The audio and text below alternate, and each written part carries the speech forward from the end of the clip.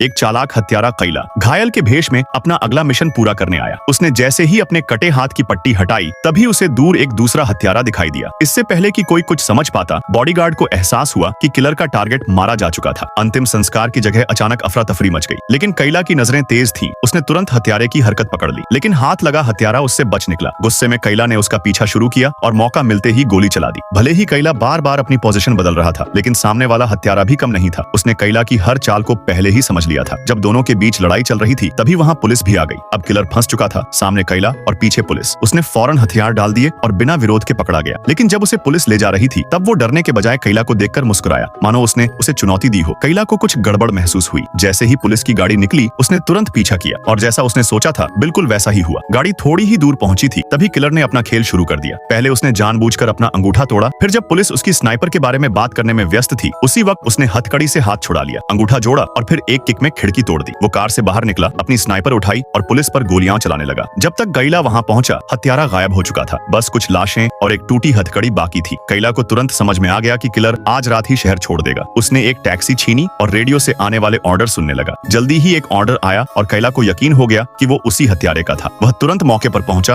और जैसा उसने सोचा था टैक्सी में बैठा शख्स वही हत्यारा था। Subscribe for part 2।